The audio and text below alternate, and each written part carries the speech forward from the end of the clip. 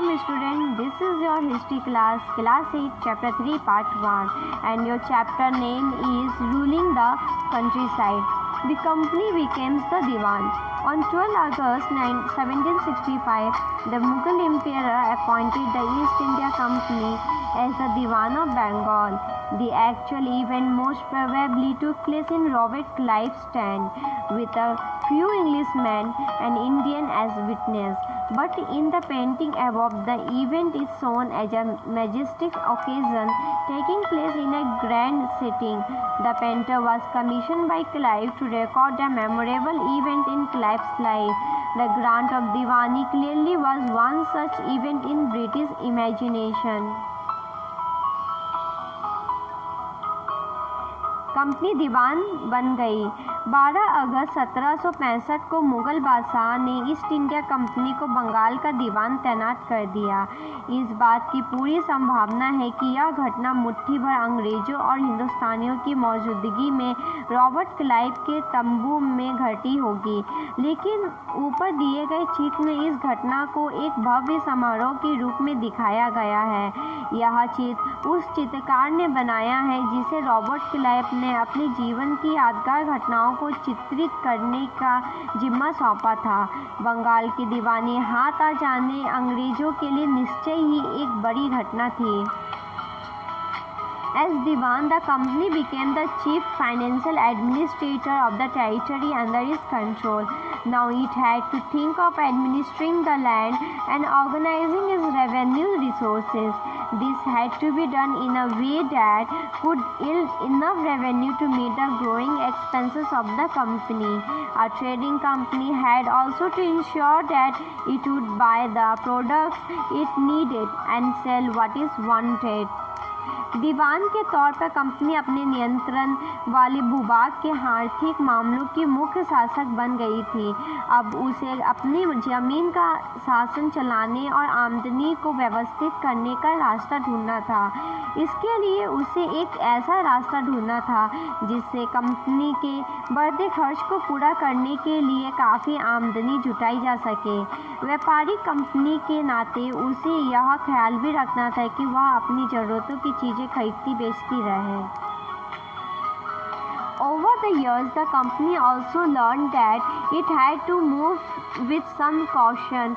Being an alien power, it needed to specify those who in the past had ruled the countryside and enjoy authority and prestige. Those who had helped local power had to be controlled, but they could not be entirely eliminated. How was this to be done? In this chapter, we will see how the company became to colonize the countryside, organize revenue resources, redefine the rights of people, and produce the crops it wanted. समय के साथ company को यह भी समझने में आने लगा कि उसे सावधानी के साथ आगे बढ़ना होगा। बाहरी ताकत होने की वजह से उसे उन लोगों को भी शांत रखना था जो गांव देहात में पहले शासन चला चुके थे, जिनके पास अभी भी काफ़ी ताकत और सम्मान था। ऐसे जो लोग स्थानीय सत्ता में रह चुके थे उन्हें नियंत्रित करना तो जरूरी था, लेकिन उन्हें ख़त्म नहीं किया जा सकता था। यह काम कैसे हो? इस अध्याय में हम देखेंगे कि कंपनी ने ग्रामीण इलाकों को उपनिवेश कैसे बनाया, आय के संसाधन कैसे जुटाए, लोगों को अधिकार किस तरह तय किया और मनमाफिक फसलों की खेती कैसे कराई। Revenue for the company. The company had become the Diwan, but it still saw itself primarily as a trader. It wanted a large revenue income but was unwilling to set up any regular system of assessment and collection.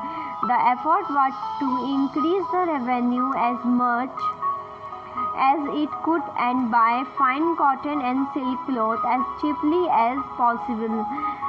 Within the 5 years, the value of goods bought by the company in Bengal doubled. Before 1865, the company had purchased goods in India by importing gold and silver from Britain. Now the revenue collected in Bengal could finance the purchase of goods for export.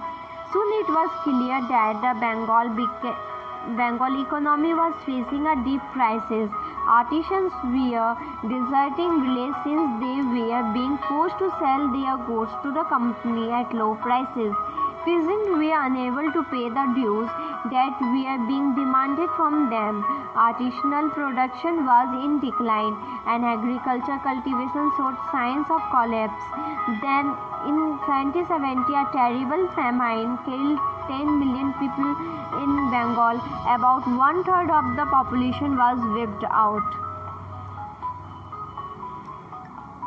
Company की आमदनी। Company दीवान तो बन गई थी, लेकिन अभी भी खुद को एक व्यापारी ही मानती थी। कंपनी भारी भरकम लगान तो चाहती थी, लेकिन उसके आकलन और वसूल की कोई नियमित व्यवस्था करने में हिचकिचा रही थी। उसकी कोशिश यही थी कि वह ज़्यादा से ज़्यादा राजस्व हासिल करे और कम से कम कीमत पर बढ़िया सूती और रेशम कपड़े खरीदे। इसी कारण 5 साल के भीतर बंगाल में कंपनी द्वारा खरीदी जाने वाली चीज़ों का कुल मूल्य दुगना हो गया था।